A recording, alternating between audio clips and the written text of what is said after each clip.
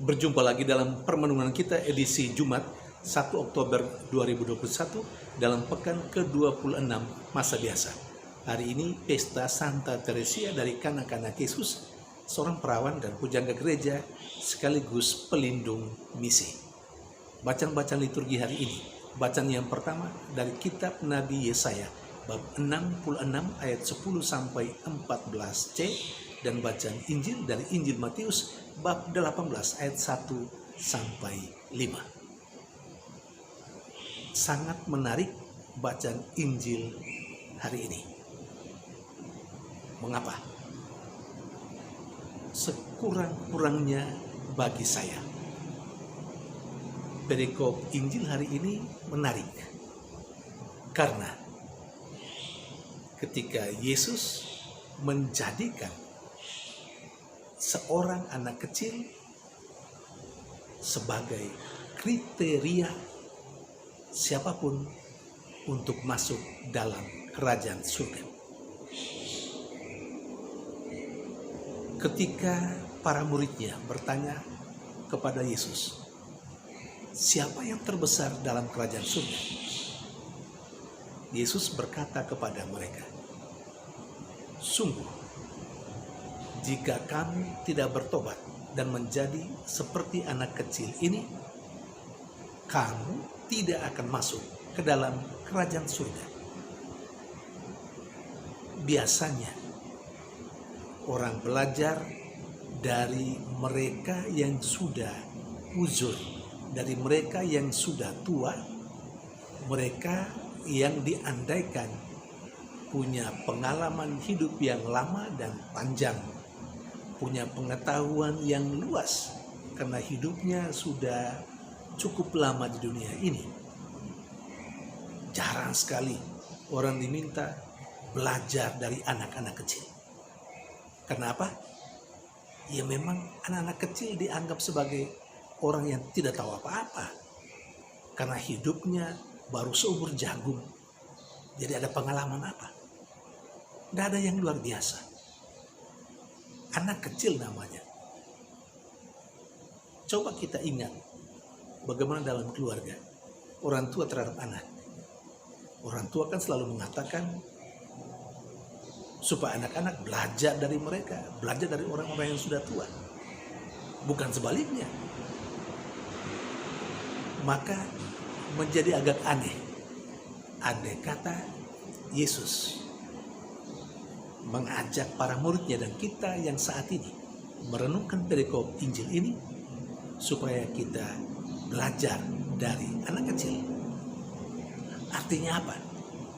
Mungkin kita sebagai manusia karena sudah terbiasa dengan mindset bahwa anak kecil itu tidak ada apa-apanya, tidak punya pengetahuan apa-apa, tidak ada yang luar biasa.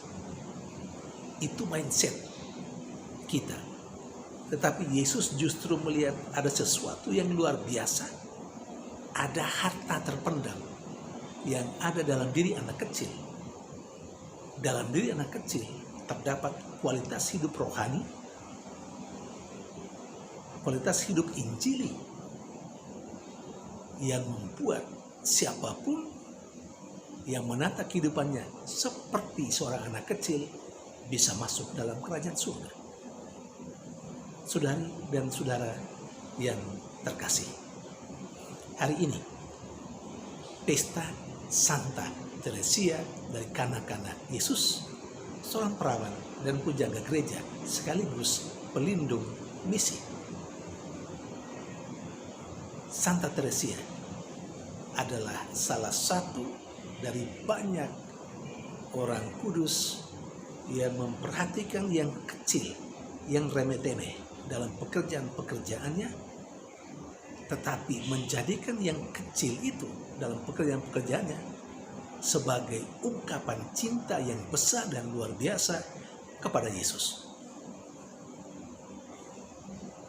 Di situ letak kehebatan dari yang kecil, termasuk pekerjaan-pekerjaan yang remeh-temeh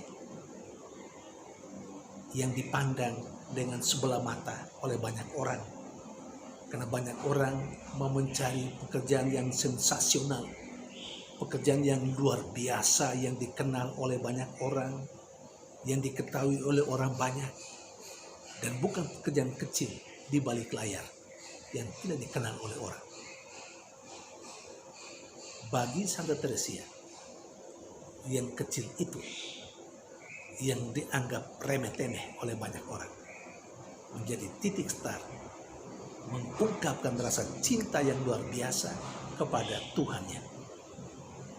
Saudari dan saudara yang terkasih, maka melalui bacaan Injil hari ini dan penghayatan hidup Santa Teresia dan kanak-kanak Yesus yang kita pestakan hari ini, kita semua diajak.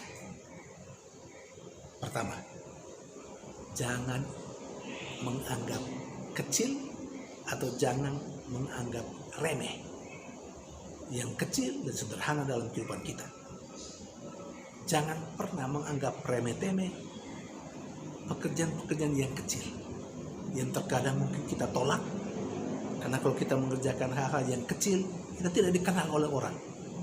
Kita maunya kerja yang luar biasa, yang hebat, yang berada di depan layar, supaya diketahui oleh banyak orang. Kita diminta untuk tidak seperti itu.